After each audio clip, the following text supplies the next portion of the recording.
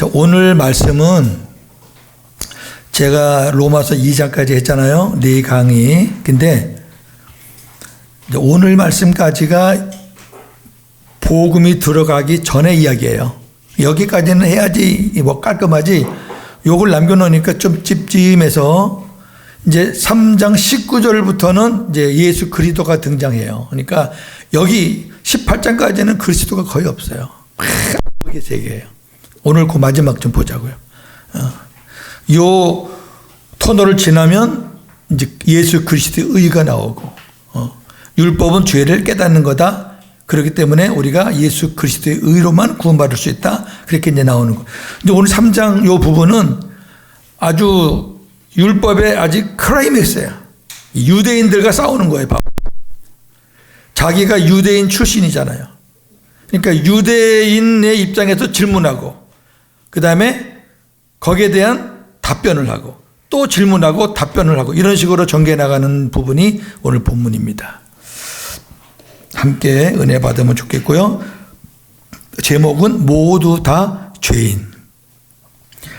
하나님께서 로마서 2장에서 표면적 유대인이 되지 말고 이면적 유대인이 되며 할례도 마음의 할례가 더 중요하다고 말씀하셨습니다. 그런데 우리가 여기서 주의할 것이 하나 있습니다. 그것은 하나님께서 유대인의 나음이나 할례 받는 일이 다 소용없고 쓸데없는 일이라고 말씀하시려는 것이 아니라는 것입니다. 그게 목적이 아니에요. 문제가 되는 것은 내용이 없는 형식이지, 그렇다고 형식이 무조건 다 소용없는 것은 아니라는 말입니다. 세상에는 내용이 없는 형식도 많지만 내용이 꽉 차 있는 형식도 많습니다. 형식은 내용을 담는 그릇입니다. 우리 몇 가지 사례를 보겠습니다. 교회에 등록하여 교회를 다닌다고 다 구원받는 것은 아닙니다. 또한 물 세례를 받지 않았다고 다 구원받지 못하는 것도 아닙니다. 그리고 직분을 받았다고 다 유익한 것도 아닙니다. 그럼에도 불구하고 우리가 바른 신앙생활을 하기 위해서는 교회에 다니는 것, 물 세례 받는 것, 직분 받고 봉사하는 것이 그렇지 않는 것보다 매우 중요합니다. 이는 마치 부부가 혼인신고를 하지 않고 사는 것과 혼인신고를 하고 사는 것과 흡사합니다. 무슨 의미인지 아시겠죠? 우리가 복음이 됐다 그래서 율법을 무시해서는 안 된단 말이죠. 율법이 튼튼하고 이 껍데기 그릇이 튼튼해야 안에 있는 복음이 더 소중하게 느껴지듯이 그런 개념입니다. 예수님은 율법을 깨뜨려버리기 위해 오신 것이 아니라 율법을 온전하게 세우시기 위해서 오신 것입니다. 마태복음 5장 17절.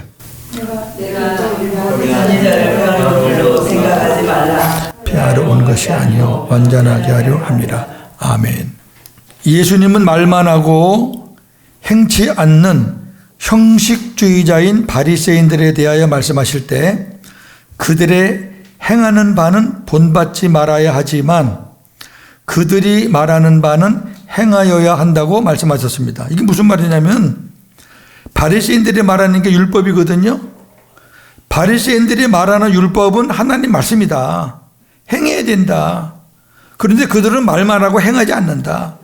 행하지 않는 것은 본받지 말지만 그들이 말하는 것은 성경이기 때문에 행하여야 된다. 그런 말씀이죠. 마태복음 23장 1절에서 3절. 무리와 제자들에게 말씀하여 이르시되 서기관들과 바리새인들이 모세의 다리에 앉았으니 그러므로 무엇이든지 그들이 말하는 바는 행하고 지키되 그들이 하는 행위는 본받지 말라. 그들은 말만 하고 행하지 아니하며. 아멘. 행동이 잘못됐다고 그들이 말하는 것까지 다 거짓이다. 그건 아니라고 말해요. 바리새인 같이 율법을 정확하게 말하는 사람도 많지 않잖아요. 권위주의는 잘못된 것이지만 권위는 중요합니다. 우리가 뭐든지 주의가 붙으면 안 돼요. 주의가 붙으면 사상적으로 거기에 얽매이는 거기 때문에. 그러나 권위는 중요하잖아요. 만약 권위가 없다면 무질서로 망할 것입니다. 율법주의를 배척하는 것은 율법을 버리려는 것이 아니라 바른 율법을 세우기 위함입니다. 자, 1절에서 8절은 세 가지 질문과 대답입니다. 자, 본문 봅니다. 그런즉 유대인의 나음이 무엇이며 할례의 유익이 무엇이냐? 범사에 많으니 우선은 그들이 하나님의 말씀을 맡았음이니라. 어떤 자들이 믿지 아니하였으면 어찌하리요? 그 믿지 아니함이 하나님의 미쁘심을 패하겠느냐? 그럴 수 없느니라. 사람은 다 거짓되되 오직 하나님은 참되시다 할지어다. 기록된 바 주께서 주의 말씀에 의롭다함을 얻으시고 판단 받으실 때에 이기려 하심이라 함과 같으니라. 그러나 우리 불의가 하나님의 의를 드러나게 하면 무슨 말 하리요? 내가 사람의 말하는 대로 말하노니 진노를 내리시는 하나님이 불의하시냐? 결코 그렇지 아니하니라. 만일 그러하면 하나님께서 어찌 세상을 심판하시리요? 그러나 나의 거짓말로 하나님의 참되심이 더 풍성하여 그의 영광이 되었다면 어찌 내가 죄인처럼 심판을 받으리요? 또는 그러면 선을 이루기 위하여 악을 행하자 하지 않겠느냐? 어떤 이들이 이렇게 비방하여 우리가 이런 말을 한다고 하니 그들은 정죄받는 것이 마땅하니라. 아멘. 바울만이 말할 수 있는 내용들이에요. 율법을 확실하게 알고 있기 때문에 율법의 허점도 알고 율법의 강점도 알고 다 아는 사람이니까. 자, 사도 바울은 정통 유대인입니다. 베냐민 지파 바리새인 출신으로 율법에 대해서 능통합니다. 본문은 유대인들의 입장에서 예수 그리스도를 만나고 복음으로 사는 바울에게 질문할 수 있는 내용들을 자문자답하는 형식으로 기록되어 있습니다. 즉 1인 2역을 하고 있는 것입니다. 율법주의자들은 질문하기를 매우 좋아합니다. 예를 들어 이런 질문입니다. 하나님이 선악과를 만드셔서 인간들이 죄를 짓게 되었으니 그 책임은 하나님에게 있지 않는가? 율법주의자들은 전부 다 책임 추궁하는 거예요. 정죄, 비판, 율법주의자들의 특징 아닙니까? 저나 여러분도 옛날에 그렇게 살았잖아요. 나보다 좀 나은 사람 앞에서는 머리 숙이고 나보다 좀 못한 사람 앞에서는 어깨 힘주고 자기도 모르게 그리고 비교하고. 첫 번째 질문은 이겁니다. 로마서 2장에서 유대인과 이방인 사이에는 아무런 차별이 없다고 했는데 바울이 계속 강조했죠. 유대인과 이방인은 차별이 없다. 자, 그렇다면 유대인의 특권은 무엇이고 할례의 유익은 무엇인가라는 질문입니다. 이 질문 속에는 하나님이 그의 백성과 맺은 언약은 신뢰할 만하고, 왜 하나님이 하셨으니까. 또 하나님은 신실한 분이신가? 할례는 받을 필요가 없는가? 라는 의문이 담겨져 있다. 무슨 말이냐면, 아니 하나님이 구약에 할례를 받으라 그랬고 하나님이 그 할례를 언약이라 그랬는데, 아니 이방인하고 똑같으면은 그럼 하나님의 약속이 그러면 신뢰할 만하냐 그거예요. 그러면 할례를 받을 필요가 없느냐? 이런 것들이 이제 담겨져 있다 그 말이에요. 질문 속에. 사도 바울은 이 질문에 유대인에게 낳은 점, 특권이 많이 있다고 대답합니다. 그중 첫째가 하나님의 말씀을 맡았다는 것입니다. 그러니까 이스라엘 백성들의 가장 특권은 뭐냐면은 하나님의 말씀을 맡았다는 거예요. 9장에서는 더 구체적으로 말합니다. 로마서 9장 4절 5절. 그들은 이스라엘 사람이라. 그들에게는 양자됨과 영광과 언약들과 율법을 세우신 것과 예배와 약속들이 있고 조상들도 그들의 것이요 육신으로 하면 그리스도가 그들에게서 나셨으니 그는 만물 위에 계셔서 세세의 찬양을 받으실 하나님이시니라. 아멘. 엄청나죠. 이스라엘의 특권이요. 네. 양자되는 거, 영광, 그 다음에 언약의 주인공 되는 거, 율법, 예배, 약속, 이런 것들이 다 이스라엘로부터 시작이 됐단 말이죠. 물론 그 약속이 그리스도에게서 이제 완성이 되는 건데, 문제는 받은 것만 알고 완성되는 걸 모르잖아요. 그러니까 이제 문제가 되는 거죠. 유대인은 분명히 특별한 민족입니다. 그들에게는 여러 가지 축복과 특권이 있습니다. 그러나 유대인일지라도 죄의 문제에 대해서는 특권이 없다는 게 바울의 대답이에요. 그래 너희들 특권 맞아. 이거 특권 있어, 많어. 그런데 죄에 대해서는 특권이 없어. 하나님의 말씀을 맡았다 해도 그것을 믿지 않으면 신실하신 하나님의 말씀을 맡은 것이 무슨 소용이 있느냐는 것입니다. 바울은 만일 너희 가운데 얼마가 신실하지 못해서 하나님의 약속이나 말씀을 믿지 않는다고 그들 때문에 하나님의 신실함이 없어지겠는가? 그럴 수 없다. 사람은 모두 다 거짓말쟁이지만 오직 하나님은 참되시다. 그렇게 대답하면서 아래의 구약 성경을 인용합니다. 시편 51편 4절. 내가 주께만 범죄하여 주의 목전에 악을 행하여서 주께서 말씀하실 때 의로우시다 하고 주께서 심판하실 때 순전하시다 하리이다. 아멘. 자, 이 엄청난 고백이죠. 사도 바울이 밧세바를 범하고 하나님 앞에 통에 자복하는 시인데 내가 주께만 범죄했다. 우리가 얼른 생각하면 아니 우리아의 아내를 취했으니까 우리아에게도 죄를 지은 거고 밧세바에게도 죄를 지은 거지 어떻게 주님께만 죄를 짓냐. 이 말은 무슨 말이냐면은 자기의 범죄한 죄를 사해 주실 수 있는 분은 주님밖에 없다고 말이에요. 그러니까 주께만 범죄하여 주의 목전 내가 행하는 것을 우리 주님은 눈으로 보는 것처럼 다 보셨다는 거죠. 그래서 주께서 말씀하실 주님께서 나에게 어떤 책망하실 때 의로우시다. 의롭습니다. 맞습니다. 하나님이 어떤 말을 해도 맞습니다. 예. 나단 선지자 통해서 나에게 지적하신 것도 맞습니다. 하나님이 하신 말씀은 무조건 맞습니다. 그리고 하나님이 나를 심판하신다 그럴 때 예, 맞습니다. 하나님이 하시는 것은 순전하십니다. 그렇게 고백한 거죠.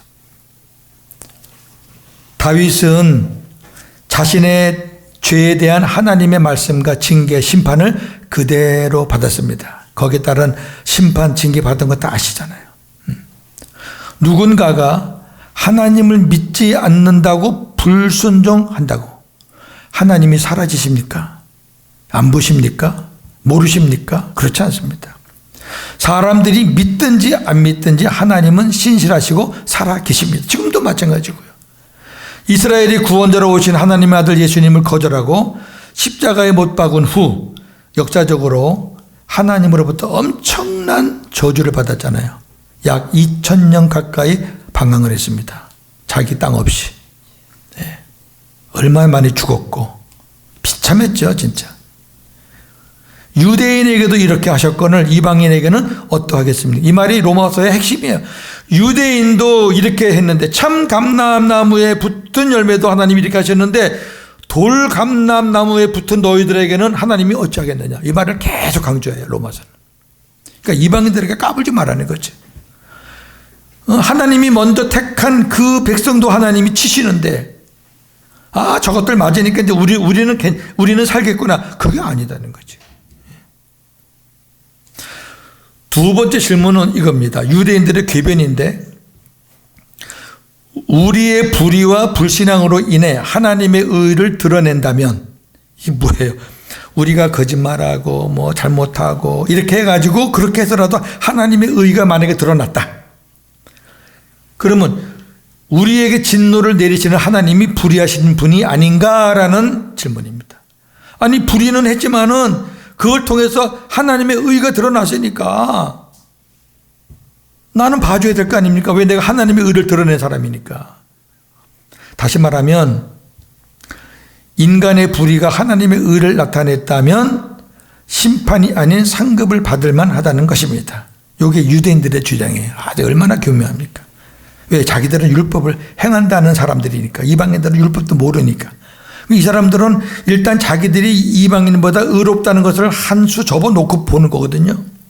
이는 마치 가룟 유다가 예수님을 팔지 않았다면 예수님의 고난이 성취가 안 되었을 텐데 가룟 유다로 인해 하나님의 뜻이 성취되었으니 가룟 유다는 공로자이므로 하나님이 가룟 유다에게 상을 주지는 못할 망정 가룟 유다를 심판하시는 것은 잘못된 것이라는 논리와도 같다고 말이에요. 웃기죠? 사도 바울은 이 질문에 이렇게 대답합니다. 절대로 그럴 수 없다고 단호하게 대답하며 만일 너희들 말대로라면 어떻게 불의하신 하나님께서 세상을 심판하실 수 있겠는가? 그렇죠. 하나님 불의를 인정하고 불의를 의로 인정한다 그러면 불의하신 하나님이 어떻게 세상을 공정하게 심판할 수 있겠느냐가 말이에요. 로마서 6장 1절 2절입니다. 그런즉 우리가 무슨 말을 하리요? 은혜를 더하게 하려고 죄에 거하겠느냐? 그럴 수 없느니라. 죄에 대하여 죽은 우리가 어찌 그 가운데 더 살려. 아멘. 세 번째 질문은 이것입니다. 나의 거짓으로 말미암아 하나님의 참되심이 더욱 분명하게 드러나서, 그러니까 내가 참되고 하나님이 참되면 하나님의 참되심이 확 드러나지 않으시는데 내가 거짓되고 하나님은 참되시니까 하나님의 참되심이 더욱 드러나지 않느냐. 이거 아주 궤변이에요. 드러나서 그분에게 영광이 돌아갔다면 왜 내가 죄인으로 심판을 받아야 하는가? 사도 바울은 이 질문에 선을 이루기 위해 악을 행하는 것은 잘못된 것이다. 누군가가 우리가 그런 말을 한다고 비방하는데 그런 사람들은 하나님의 심판을 받아야 마땅하다고 대답하면서 유대인들이 갖고 있었던 아주 궤변과 같은 잘못된 그 편견에 대해서 끄집어내고 그거를 비판하고 끄집어내고 거기에 대한 답변을 하고 그렇게 바울이 해나가는 것이죠. 그러니까 복음의 입장에서 대답을 하는 거죠. 자, 이제 9절에서 18절 두 번째 큰 대지를 보겠습니다. 본문입니다. 그러면 어떠하냐? 우리는 나으냐? 결코 아니라. 유대인이나 헬라인이나 다 죄 아래에 있다고 우리가 이미 선언하였느니라. 기록된 바 의인은 없나니 하나도 없으며 깨닫는 자도 없고 하나님을 찾는 자도 없고 다 치우쳐 함께 무익하게 되고 선을 행하는 자는 없나니 하나도 없도다. 그들의 목구멍은 열린 무덤이요 그 혀로는 속임을 잃지, 그 입술에는 독사의 독이 있고 그 입에는 저주와 악독이 가득하고 그 발은 피 흘리는데 빠른지라. 파멸과 고생이 그 길에 있어 하나님 평강의 길을 알지 못하였고 그들의 눈앞에 하나님을 두려움이 없느니라 함과 같으니라. 아멘. 모두 다 죄인이라는 내용입니다. 우리의 삶에서 가장 중요한 일은 예수님을 믿고 구원을 얻는 것입니다. 그런데 예수님을 믿고 구원 얻는 일에 반드시 전제가 되어야 하는 것은 자신이 태어나면서부터 죄인이라는 사실을 인정하는 것입니다. 왜냐하면 자신이 죄인인 줄 모른다면 구원의 필요성을 느낄 수 없기 때문입니다. 요 내용이 오늘 대지 두 번째예요. 유대인은 이방인에 비해 유익한 많은 것들을 갖고 있습니다. 그들은 할례를 받고 하나님의 말씀을 갖고 있습니다. 그러나 그것이 하나님의 은혜와 구원을 보장해 주는 것은 아닙니다. 성경은 모든 사람이 다 죄인이며 의인은 세상에 단 한 사람도 없다고 증언합니다. 따라서 누구든지 자신이 죄인이라는 것을 인정하고 고백할 때 구원의 은혜가 시작됩니다. 할렐루야. 그래, 그걸 하라고 지금 이 3장 18절까지 바울이 길게 쓴 거예요. 사람들은 하나님이 보실 때는 한 사람의 의인도 없겠지만, 이제 궤변이에요. 세상적인 차원에서. 사람들이 볼 때에는 몇 사람이라도 의인이 있지 않겠는가라고 질문합니다. 충분히 세상 사람들은 질문할 수 있어요. 예를 들어서 유명한 위인들 있잖아요. 그러나 성경은 한 사람도 없다고 대답합니다. 하나님과의 관계에서 의인이 한 사람도 없다면 사람들과의 관계에서 당연히 없습니다. 왜냐하면 하나님께서 인간 속에 하나님을 알만한 것을 보여주셨고 자연 만물을 통해서도 분명히 보여주셨음에도 그 생각은 험함과 어두움 뿐이었습니다. 이제 이 부분에서는 로마서 1장부터 2장까지 다 더듬어서 바울이 끄집어내는 거예요. 총망라하는 겁니다. 하나님의 진리를 거짓 것으로 바꾸며 1장 25절, 순리를 영리로 사용하고 1장 26절, 악을 행하면 사형에 해당됨을 알고도 그 악을 행하면서 도리어 그것을 옳다고 판단하고 1장 32절, 남을 판단할 정도의 지식과 수준이 있으면서 자신도 같은 일을 행하며 2장 1절. 회개의 기회를 주셨지만 고집만 부르고 2장 4절 5절. 율법을 받아서 남을 가르치면서 자신은 행하지 않을 뿐 아니라 오히려 그 율법을 범하고 있고 2장 19절 23절. 심지어 불의와 거짓을 행하면서 그것이 하나님께 보탬이 된다고까지 주장하는 철면피요 위선자들입니다. 오늘 앞부분 말씀. 예. 무슨 선한 사람이 있어요? 예? 티끌만큼 더 선한 사람이 있나요? 근데 세상 학문에서는 있습니다. 제가 이 교육학과 상담학을 저도 나름대로 조금씩은 공부했는데 교육학이나 상담학에서는 인간을 약간의 선이 남아있는 존재라고 긍정적으로 봅니다. 공부하신 분들은 아마 이해하실 거예요. 그래서 이 교육학 상담학에서는 성악설로 보기보다는 성선설로 시작을 합니다. 그러니까 틀린 거예요, 이미 시작이. 그것은 교육학이나 상담학의 시작이 타락한 인간이기 때문에 그렇게 볼 뿐입니다. 자, 여러분, 교육학은 사람에게서 시작된 학문이에요. 상담학도 사람들이 판별하는 거예요. 사람들이 상담해 주는 거예요. 자기 수준에 맞춰 상담해 주기 때문에 상담의 내용도 다 가지각색이에요. 근데 문제는 상담하는 사람이나 교육하는 사람, 그 사람이 타락한 인간인데 거기서 뭐가 선이 나와요? 종교 교육이나 신앙 상담이 얼핏 생각하기에는 하나님을 찾고 있는 것 같이 보이지만 실상은 하나님을 떠난 인간들이 고안해낸 인간의 작품일 뿐입니다. 혹자는 이런 말이 너무하다고 반론을 제기할지 모르겠지만 하나님은 인간이나 피조세계와는 다른 차원의 분이시며 창조주이십니다. 인간 스스로의 머리로 하나님의 창조물들을 어떻게 알고 인식할 수 있겠냐 그 말이에요. 하나님이 만드신 이 사람을 다른 사람이 어떻게 알아요? 뭘 알아요? 어디까지 알아요? 웃기는 거죠. 그러니까 방법은 있습니다. 새 언약의 은혜를 받아서 주님의 마음이 되면 조금 상담할 수 있습니다. 주님의 마음이 되면. 그러지 않고는 바람직한 교육이나 상담은 100% 불가능합니다.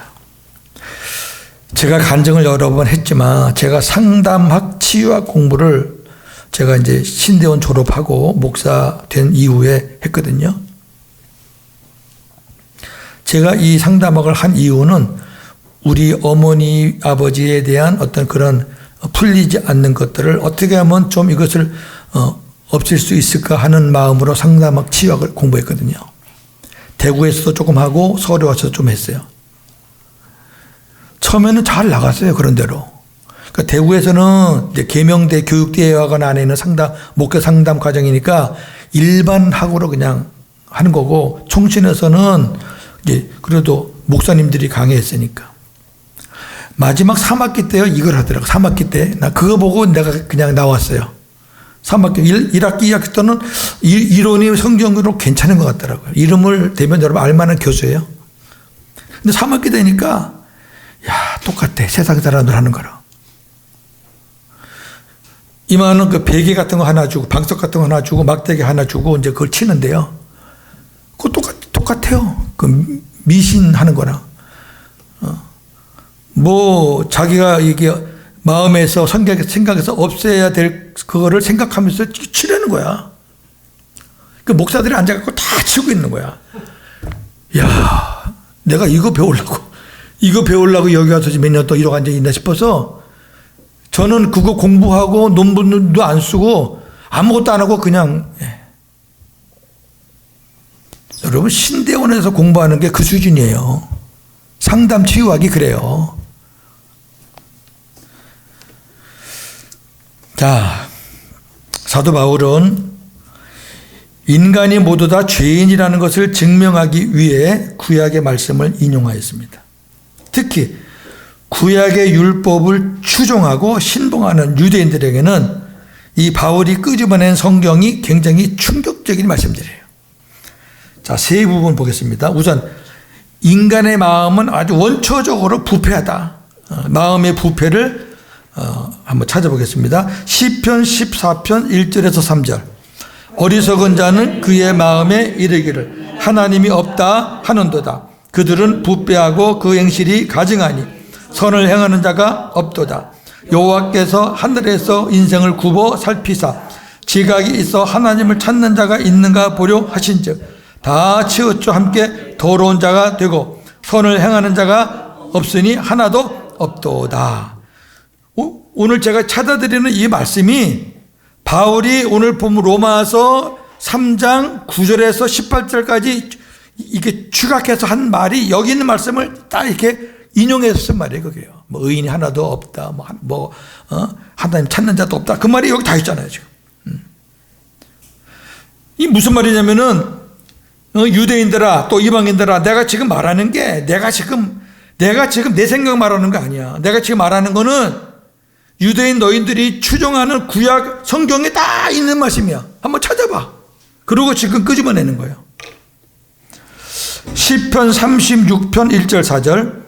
악인의 죄가 그의 마음속으로 이르기를 그의 눈에는 하나님을 두려워하는 빛이 없다 하니 그가 스스로 자랑하기를 자기의 죄악은 드러나지 아니하고 미워함을 받지도 아니하리라 함이로다. 그의 입에서 나오는 말은 죄악과 속임이라. 그는 지혜와 선행을 그쳤도다.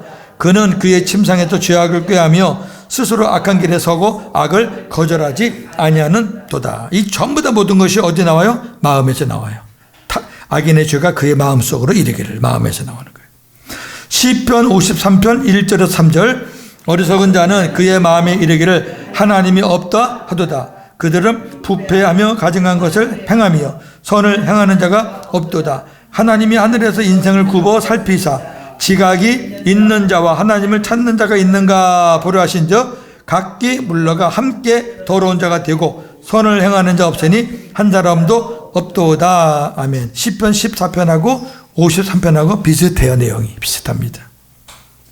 두 번째, 입술의 부패입니다. 시편 5편 9절. 그들의 입에 신실함이 없고 그들의 심중이 심히 악하며 그들의 목구멍은 열린 무덤 같고 그들의 혀로는 아첨 하나이다. 역시 로마서 3장에 이 말씀을 그대로 인용하고 있습니다. 시편 10편 7절. 그의 입에는 저주와 거짓과 포악이 충만하며 그의 혀 밑에는 잔해와 죄악이 있나이다. 시편 140편 3절. 뱀같이 그 혀를 날카롭게 하니 그 입술 아래에는 독사의 독이 있나이다. 아멘. 여기에 예외되는 사람이 어디 있어요? 없어요. 그 다음에 행실의 부패입니다. 이건 너무 많지만은 하나만 제가 찾아봤습니다. 이사야 59장 7절 8절. 그 발은 행악하기에 빠르고 무지한 피를 흘리기에 신속하며 그 생각은 악한 생각.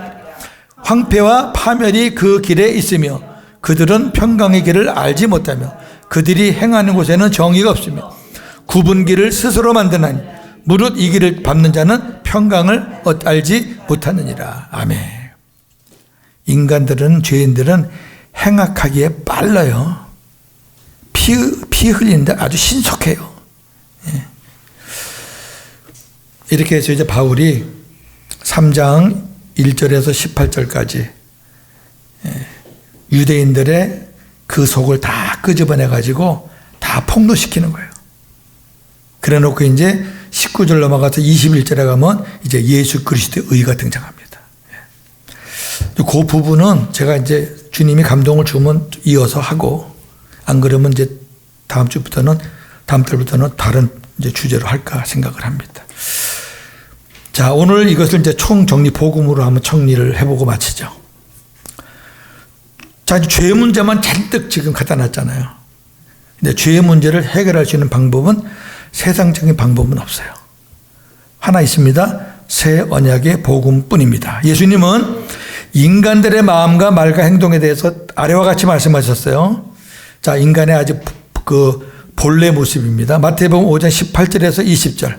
입에서 나오는 것들은 마음에서 나오나니 이것이야말로 사람을 더럽게 하느니라. 마음에서 나오는 것은 악한 생각이요 살인과 간음과 음란과 도둑질과 거짓 증언과 비방이니 이런 것들이 사람을 더럽게 하는 것이요. 아멘. 참 더러운 것들 많이 나옵니다. 누가복음 11장 39절에서 41절 비슷한 건데요.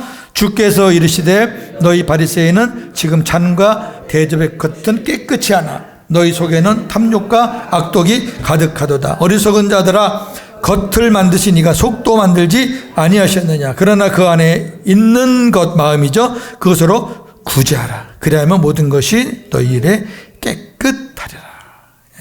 안을 깨끗하게 해라. 그래야 행실도 깨끗해진다. 자, 보세요. 입술과 행실의 모든 죄는 마음의 부패에서부터 시작됩니다. 구약도 마찬가지고 예수님 말씀도 마찬가지예요. 따라서 죄를 멀리하려면 일단 마음이 깨끗해져야 하는데 마음이 어떻게 해야 깨끗해지느냐. 새 언약을 믿고 주님을 받아들여야 죄 사함이 되니까 그때야 깨끗해지죠. 방법은 그것밖에 없어요.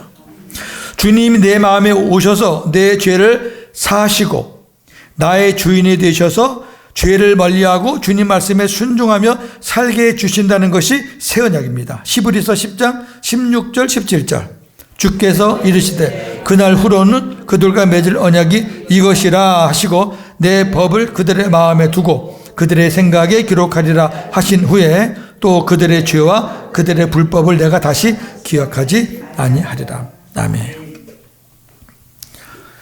제가 여러 번 간증했지만 저는 이 말씀에 진짜 엄청난 은혜죠. 저나 여러분이나 율법적으로 살 때는 죄가 죄인지도 모르고 내가 다른 사람들한테 해를 끼친 것만 죄고 내가 율법적으로 양심적으로 잘한 것은 절대 죄라고 생각 안 했잖아요. 근데 복음을 깨닫고 보니까 복음 없이 한 것들은 전부 다 죄예요. 내가 잘한 것도 죄고 왜? 내가 스스로 한 거니까.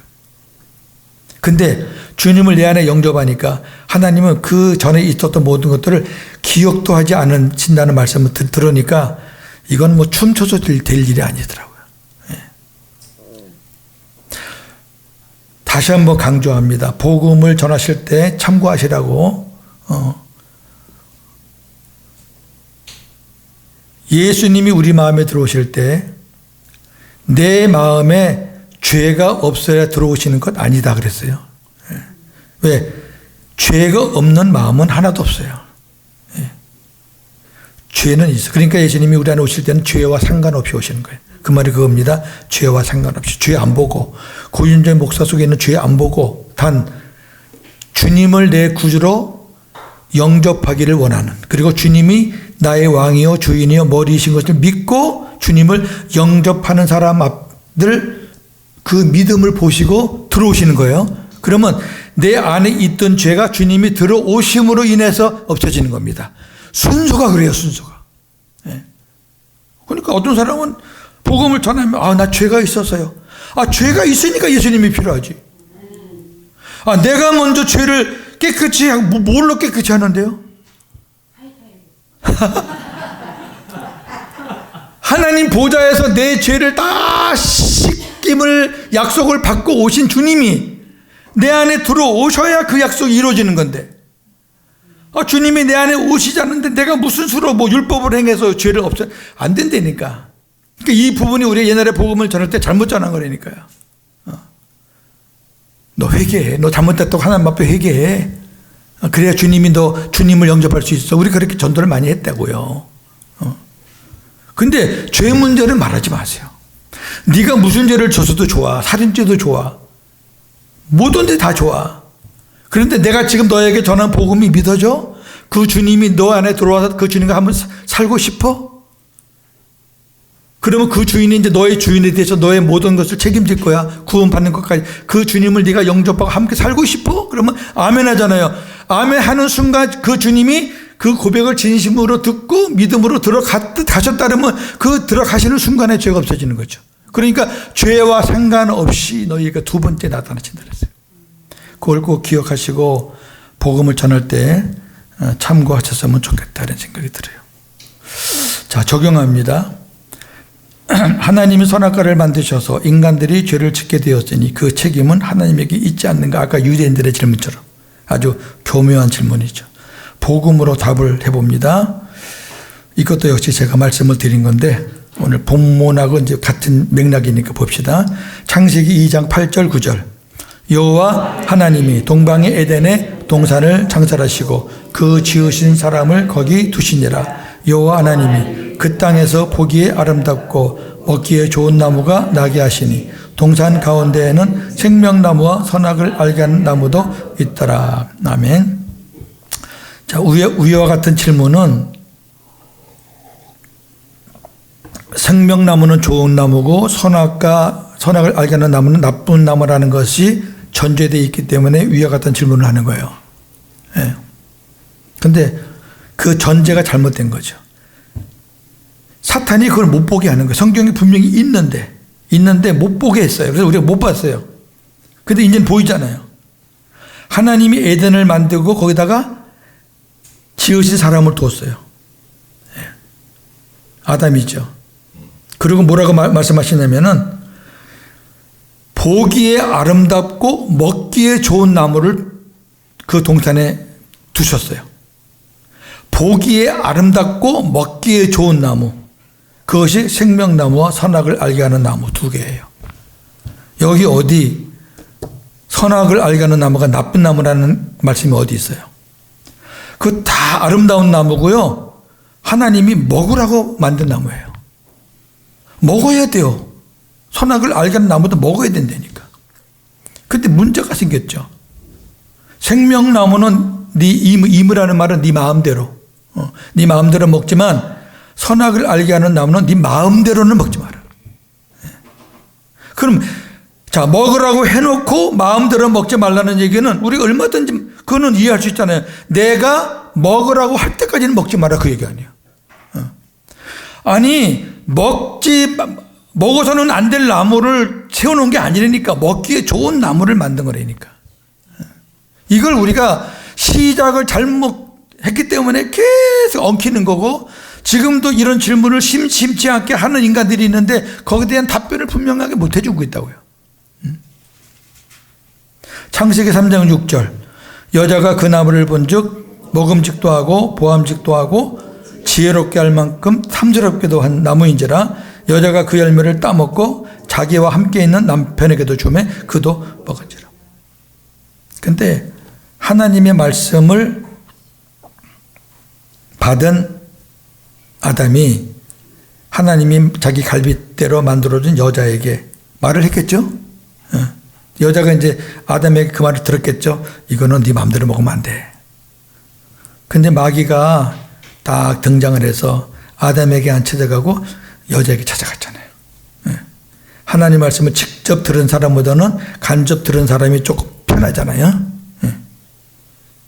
그랬더니 여자가 마귀의 말을 듣고 나타나는 현상이 이겁니다. 먹음직도 하고 보암직도 하고 지혜롭게 할 만큼 탐스럽게, 별 생각이 다 드는 거예요. 자기만 먹으면 되는데 또 자기도 먹고 아담에게도 줬는데 남편은 또 그걸 또 왜 먹어?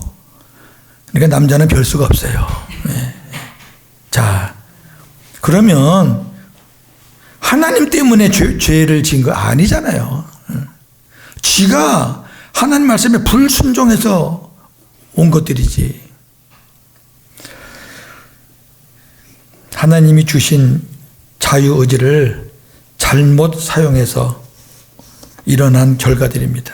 절대로 하나님은 인간이 타락하는 것을, 그래서 잘못되는 것을 염두에 두고 선악을 알게 하는 나무를 만든 것이 아니다. 그래서 하나님은 죄의 원조자가 아니다. 이걸 분명하게 우리가 복음으로 답을 해 주시면 좋겠습니다. 유대인에게 여러 가지 축복과 특권이 주어졌지만 죄의 문제에 대해서는 특권이 없어요. 인간에게 목구멍, 혀, 입술, 입, 발, 눈 등 그 어느 것도 성한 곳이 없습니다. 복음을 깨닫지 못했을 때 모든 인간은 다 죄덩어리였습니다. 여러분 인정하시죠? 네. 복음을 깨닫지 못했을 때, 이것이 인정될 때 은혜가 시작되고, 저와 여러분들은 이것을 인정했기 때문에 은혜가 시작되었고 진행되고 있습니다.